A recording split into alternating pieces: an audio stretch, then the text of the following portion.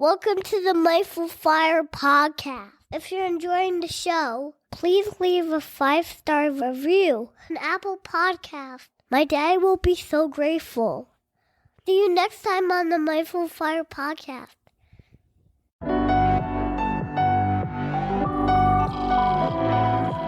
Welcome to the Mindful Fire podcast, where we explore living mindfully on the path to financial independence and beyond. I'm your host, Adam Coelho, and I'm so glad you're here. On today's episode, I'm joined by my new friend, Wendy Thomas. Wendy Thomas is the founder of Wendy Thomas Coaching, which helps individuals and teams excel in work and life by learning to harness the power of mindset. An early-stage breast cancer diagnosis gave Wendy the courage and perspective to follow her longtime entrepreneurial dream of establishing her own coaching company. Her authentic and vulnerable coaching style inspires individuals to discover their own potential and to achieve greater depths of personal and professional fulfillment. Prior to launching Wendy Thomas Coaching, Wendy spent 18 years in financial services, working at Bloomberg, Thomson Reuters, and FactSet.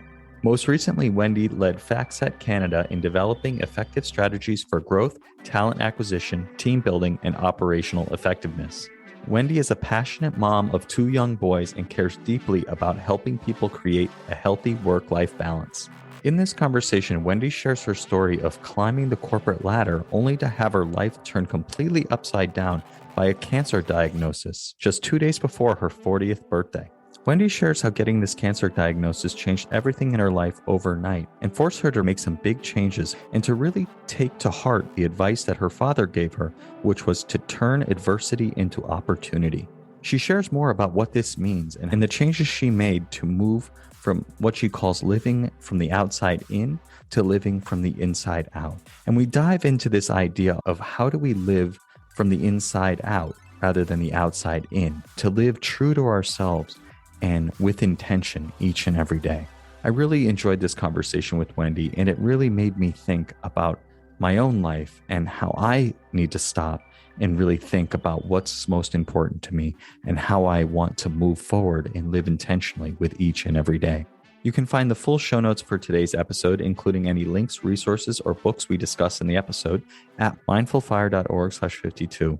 And if you enjoyed today's episode with Wendy, I invite you to please hit subscribe wherever you're listening to this. This just lets the providers know you're getting value from the episodes and will make sure that you receive all the new episodes as I release them. And if you're enjoying the podcast, I'd love to ask you for one simple favor, and that's just to send your favorite episode to a friend or two who might be open to hearing it.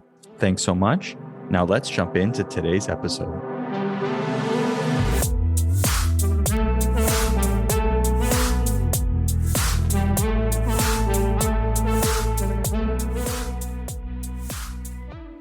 Wendy, welcome to the Mindful Fire podcast. I'm so glad to have you here.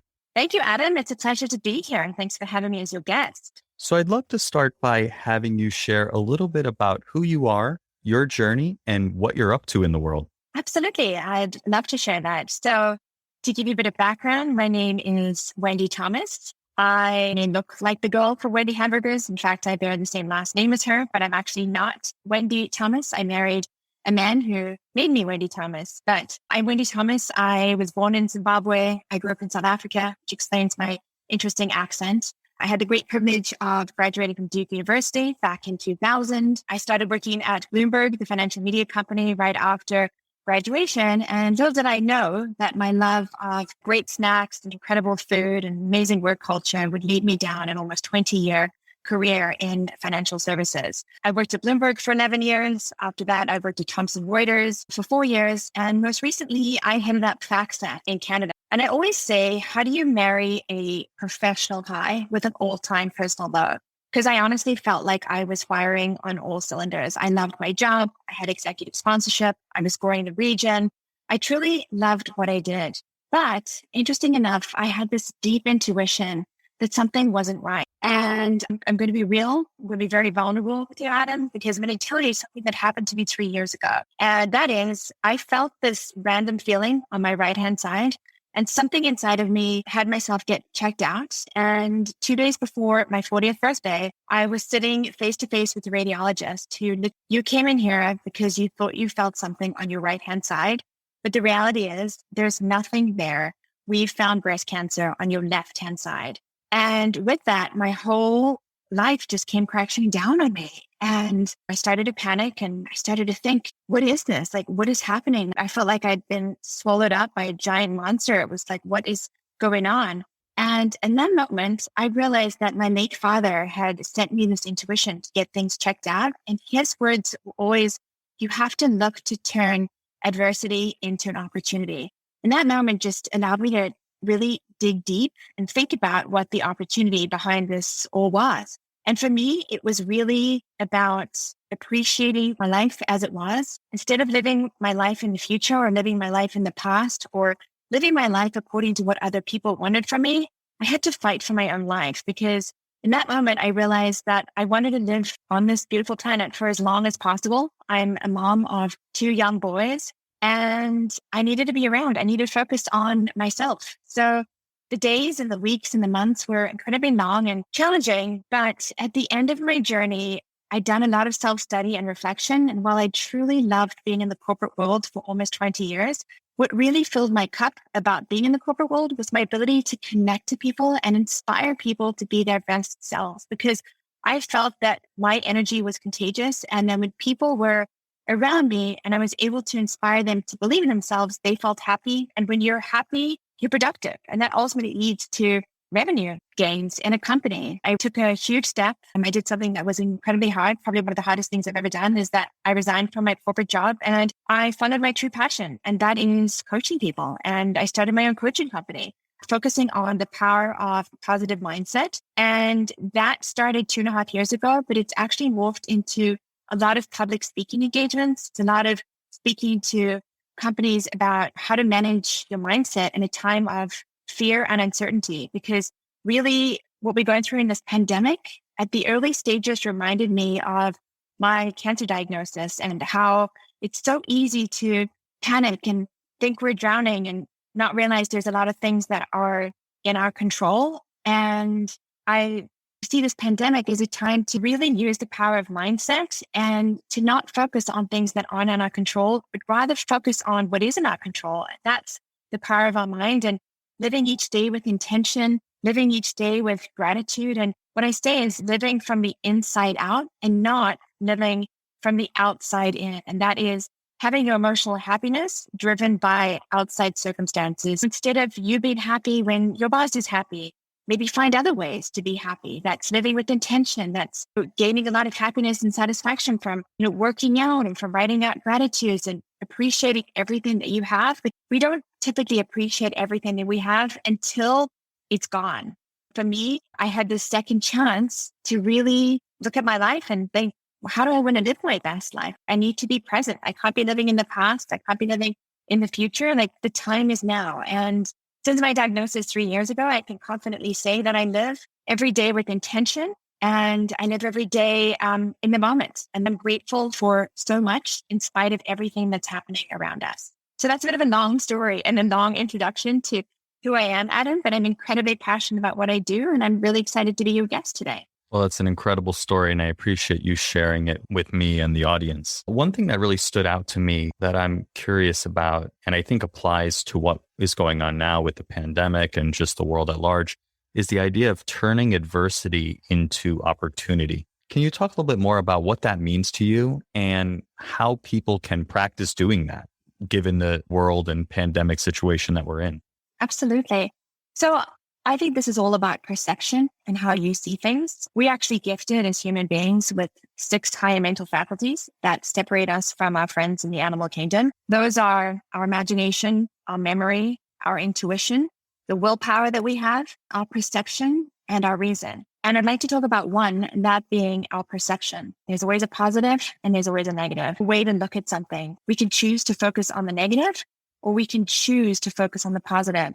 And for me, my diagnosis was all about perception. My father's words were, you turn adversity into an opportunity. And as hard as it was, I had to really see the opportunity behind it. And for me, the opportunity was to reset and to focus on the now. the other way of seeing things, the other perspective would have been, why me? This is horrible. Why do I have to go through this? And then when you're focusing on the negative, you're in this constant negative vibration and mode, and everything just spirals down. And you notice that when you're not happy and when you're just in this negative mood, it's very hard to be productive. So similar to the pandemic, yes, it's really scary and there's some terrible things that are happening out there. But if you are glued to the news and you're thinking about all the negative, you're always going to be focused on the negative and you're always going to be in this negative state, as opposed to thinking about the negative. Really write down some positive things that have happened in the pandemic. Most notably is the ability to work from home, the ability to connect with people globally around the world, the ability to actually see how our kids learn. My kids went back to school for the first time in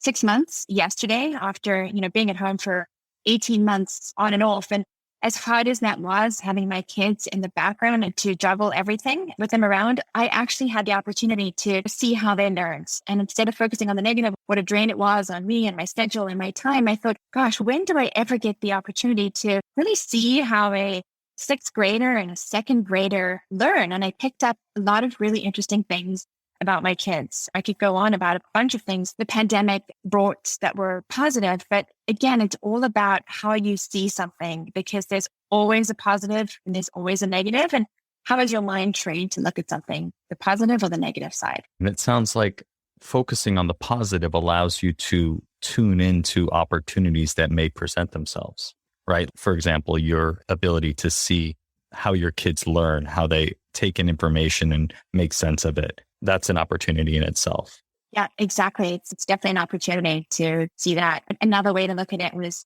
oh my goodness, it's all this work that we have to do. And it's the constant, the kids in the house, they're messing everything up all the time. And I thought, you know what, instead of focusing on the negative and being a drag about nagging people to clean up all the time, what if I actually try to incorporate mindfulness in this and put on my AirPods and listen to a podcast or listen to a great audible book while I did tasks that were considered taking me away from my workday, as opposed to getting really upset about the kids messing up the house, or thinking about, oh, is another meal with the kids at home, or really focusing on how many recipe books I have at home and how creative I could get with different recipe books at the time. So again, it's definitely challenging and can push you down a lot of the time, but if you look for the good, there is always a good in the situation. Yeah, that makes a lot of sense. Can you talk a little bit more about this idea of living from the inside out versus the outside in? Yeah, we are typically living from the outside in, as in that we're surrounded by the world around us. So our conscious mind is connected to the world around us through things we hear, what people say to us, books we read. We're always connected through our five senses. But as I mentioned before, we have these higher mental faculties that we often ignore.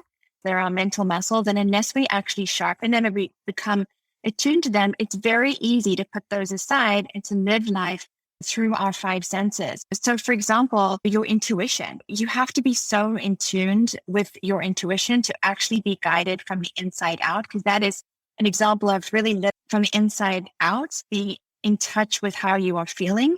For me, it was my intuition that basically saved my life. I had this intuition that something just wasn't right. And I followed that intuition and I got things checked out. But it was very easy for me to say, when I'm too busy, I've got so many things happening around me. I've got deadlines. I've got all this stuff to deal with. That would be living from the outside in. But I stopped and I actually listened to my body. That's an example of living from the inside out.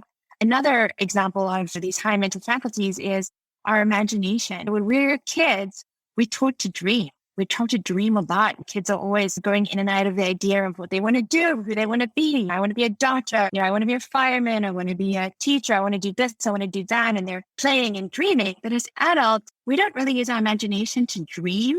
We use our imagination against us. We think about the worst case situation as opposed to thinking about imagination to really dream up what we want and to think about big, inspiring goals and to be guided by a bigger purpose and a bigger goal and to live every day with intention is living from the inside out, as opposed to living from the outside in and be constantly guided by what other people want from you. Like you're just jumping from one opportunity to the other and you're not having this chance to really sit down, take a deep breath and step back and think, hold on a second, like, what's my goal? Where do I want to go? Who do I want to be? And that is really living from the inside out, living with intention, as opposed to living from the outside in. And doing everything that other people want you to do, because we're bombarded by demands every single day, especially in this, ever evolving technology world that we live in. Turn on our phone first thing in the morning and we're suddenly looking at our emails and we're looking at social media and you look at your calendar and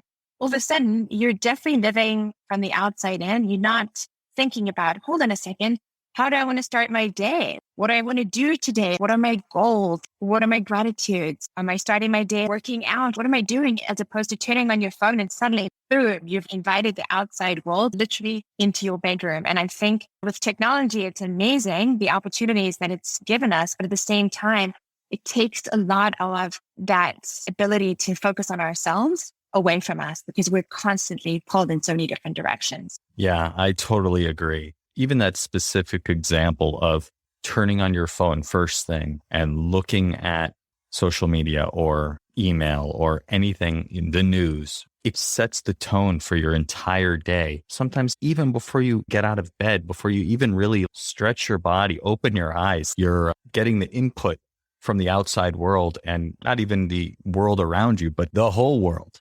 And that can be overwhelming and just set the mood for the whole day, depending on what you first take in. It's like what you eat, right? If you ate a box of Oreos for breakfast, you're going to have a different day than if you had oatmeal and fruit. Oh, absolutely. And it's so interesting, right? Because back in the day, we would wake up to an alarm clock. You'd either have a little traveling alarm clock or you'd have one of those alarm clocks that you'd plug in with like a flashing light in the middle of the night. But now we typically wake up to a phone. And the first thing that most people do is pick it up and basically invite the outside world into their room. And be like, well, I have my phone here.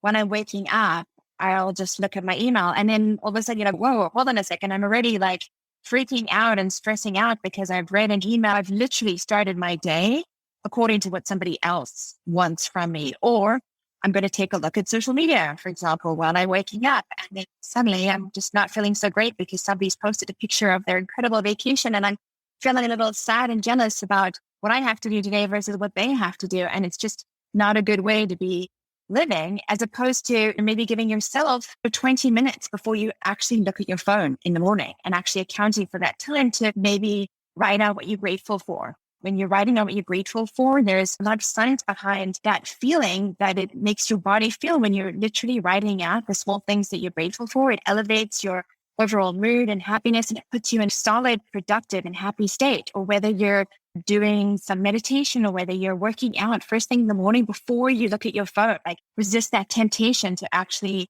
live your life according to what somebody else wants from you. It's interesting. I did a presentation just a little while ago and I spoke about what is your tie moment. Growing up, I always used to know that when my dad had his tie on, or my dad was like putting his tie on for work, I knew not to approach him because that to him symbolized the start of work, and his mind was already in work. He was really thinking about what he had to do that day. But before he put on his tie, I knew that I could approach him because he was present. He was literally like living in the moment. But now I don't think that there's very few tie moments, because from the very second people wake up, they turn on their phone and boom, they're already like living somebody else's life in the workday before their day's actually started. So that's a bit of a tangent to your question, but I do get really passionate about just living every day with intention and focus. Because if you don't set those intentions, somebody else will take that day away from you. Yeah. And I really love this idea of stepping back, taking time to reflect on, what do I want?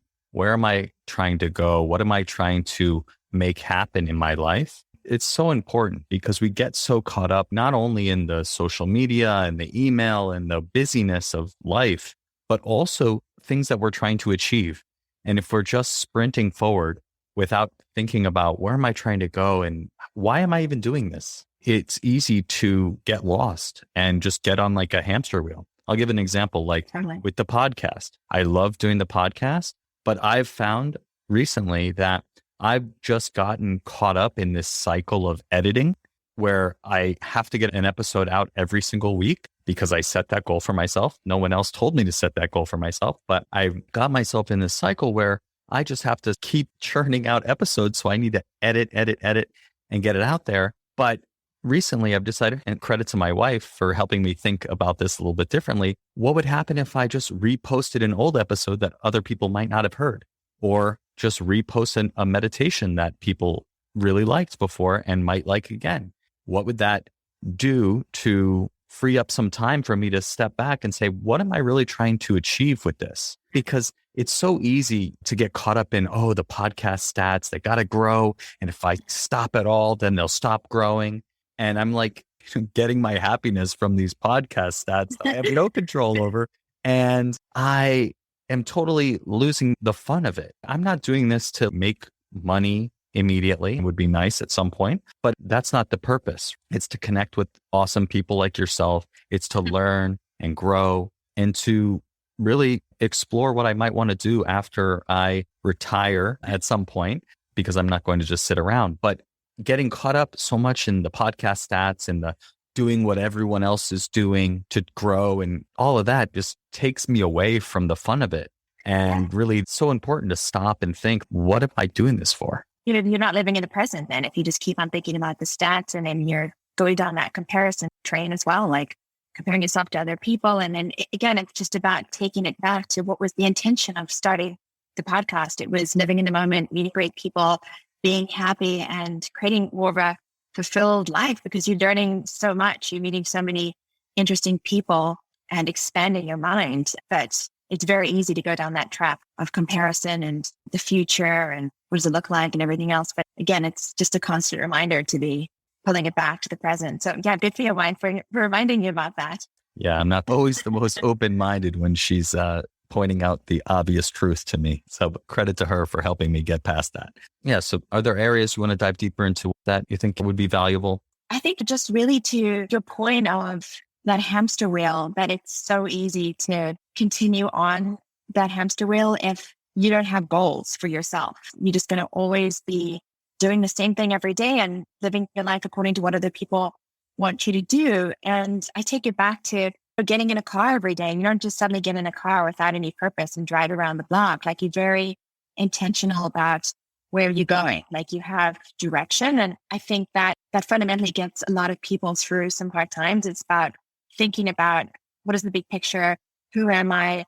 Where do I want to go? And what's driving me here? Because the happiness that you feel along your journey to getting a goal should empower you every single day. With you creating this amazing podcast and thinking about the future and how awesome the stats are going to look, that's exciting and it's empowering you. But at the same time, the journey is along the way and all the people that you're meeting and how much satisfaction that brings you. So a lot of happiness is felt in the everyday, in the moment. That's what mindfulness is. It's really about being present and enjoying the journey, but then also like looking forward to what's driving you at the same time, because that should get you excited and motivate you, but at the same time, not completely derail you from what the overall purpose is. Yeah, I totally agree. I think a lot about this idea of envisioning the ideal future that you want and setting your mind towards that ideal future and just having that idea in your mind and practicing the beliefs and ways of being that help you move in that direction. I do this affirmations practice where I say the belief that I want to have. So for instance, the world is abundant with opportunity. And then I practice visualizing how is that true in the past, the present, and the future. And then that essentially gives my brain evidence that this is already true because it is. And so then I start acting that out in my everyday life. And that starts to move me in the direction of the vision. And I think a lot about that. I actually created a course at Google. I'm going to have a couple sessions coming up. I talked about it a lot on the podcast. And then a friend of mine at Google helped me actually make it happen and held me accountable. What is it called? It's called Envisioning Workshop. The first time I did it, the feedback was really good. And I'm excited to do it a couple more times. I'd love to have a whole separate conversation with you about your business and how you think about and go about creating this business, being a speaker and doing trainings and empowering people at companies. Because when I think about the after Google life, I think that's going to be a big part of it. But it seems like, how do you even get into this? And seeing that you have done it would be really interesting to explore with you if you're open to it. Absolutely. I'd love to talk about that. Just to continue on your point about this visioning and your subconscious mind, I find it so fascinating that we're so habitual in the way that we act every single day. And that really stems from our subconscious beliefs. And that we're programmed as human beings to act a certain way. And a lot of our programming comes from when we were kids. Our conscious mind is wide open so that everything just flows right into your subconsciousness. So a lot of the things that were said around us growing up have become our beliefs, but they may not necessarily be our beliefs, but they could be holding us back. A lot of the times, envisioning is really so important because your subconscious mind has no ability to deduce whether something is fictitious or whether it's real. So we have to really think big and dream big and drill these visions and concepts into our mind so that our subconscious mind starts to believe it. We act like the person that's already achieved those goals. So it's really important. And I love that you brought that up because I'm so passionate about that stuff myself. A really great app out there as well called Think Up. You record a couple of affirmations and you listen to them every day. And when you start to listen to things, your subconscious mind picks it up and you start to believe it. It's the same as a habit. Like the more you do it, the more your subconscious believes it. And you just get to the point where you act like that person. Or if you build a new habit, you ingrain it in your everyday routine that you become so dependent on it that you can't live without it. It's hard to do. It can be done and it takes a lot of practice. So I love that you're doing work on envisioning. It's so awesome. And speaking of that, I think it's timely because of the US Open women's final tomorrow, being Canadian, there's a Canadian in the final tomorrow. And there was 2 years ago, Bianca Andreescu beats Serena Williams. And she attributes a lot of her success in winning that final to the power of visionary work, because she said that in her mind, she'd gone there before and she'd beaten Serena Williams. And you realize the importance of a strong mindset in the sporting world, because you have to just believe it and own it and know it. And I just find it pertinent in the world today, and especially with the US Open final happening tomorrow. And I just went on a bit of a tangent there, but I get really excited about this. And I love that you do that. Yeah, I get very excited about it as well. And it's incredibly powerful. I think about it as planting and watering seeds. Each time you practice these beliefs or these visualizations, it's like watering the plant, watering the seeds. They grow into the plant and then it blossoms and becomes your reality. I'm sure she had seen herself beating Serena Williams in the US Open final hundreds or thousands of times. And there's a lot of neuroscience backing this, that the fact that our brains are predictive. And that's the lens through which I teach this course at Google, and will hopefully be teaching it outside of Google at some point. It's super powerful stuff. Can't wait to take the course. I want to take the course. I'm sure we can make it work. Let's shift gears now into what I call the Mindful Fire Final Four. The first question is related to this idea of living from the inside out and really living in the present, choosing how you want to show up and living intentionally each and every day. What practical advice would you give for somebody to get clear on how they want to live each day? And then how do they actually make that happen? Because I will be the first to admit, I want to live intentionally every day. And I don't really feel like I am living intentionally every day. Maybe that's having a 2-year-old and working full time and parenting full time, but everyone has a busy life. So how would you advise me and others who would like to live more intentionally to actually do that?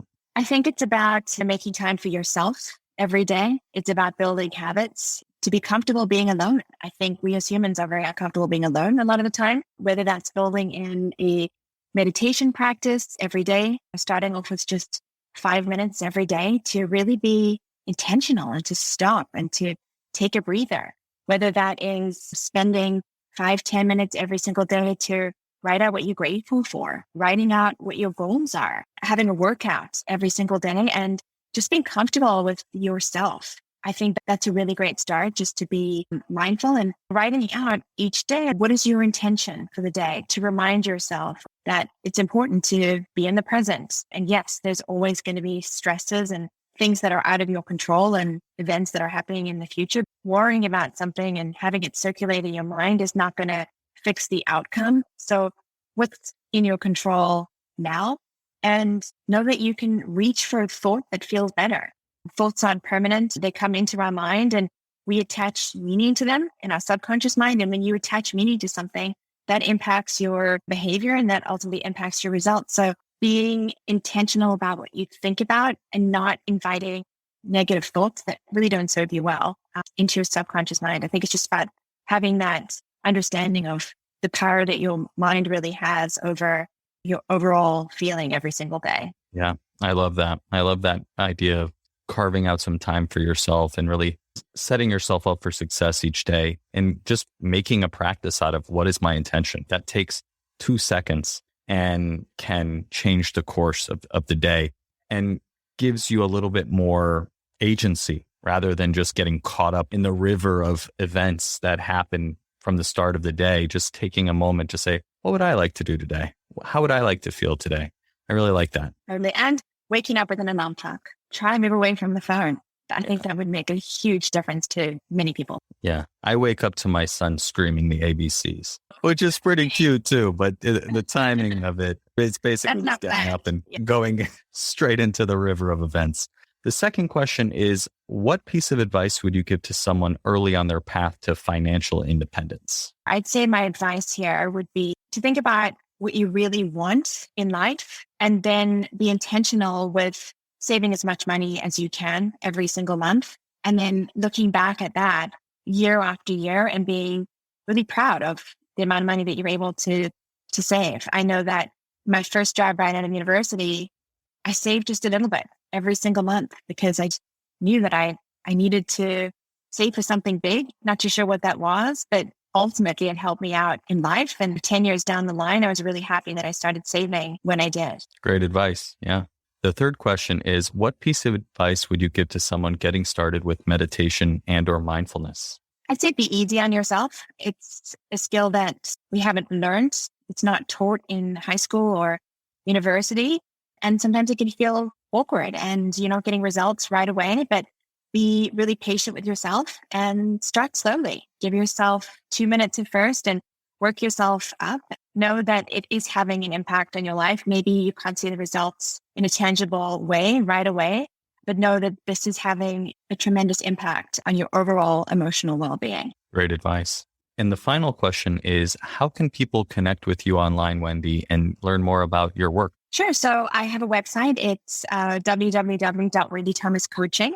You can reach out to me through there. You can follow me on Instagram at Wendy Thomas Coaching or connect with me on LinkedIn. I love meeting new people, so feel free to reach out to me. Fantastic. I will link all of that up in the show notes. I'd just like to say thank you so much, Wendy. I know we've been trying to make this happen for a while, and I'm so grateful that you were able to make the time to share your experience and knowledge with our audience. Thanks so much. Adam, it's so lovely to chat with you, and thank you for having me on this wonderful podcast.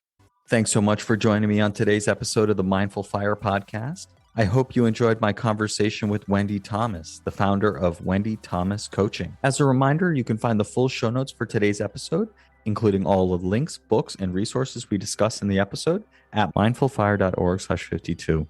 If you got value from today's episode, I invite you to please hit the subscribe button wherever you're listening to this. This just lets the platforms know you're getting value from the episodes and you want to be here when I produce additional content.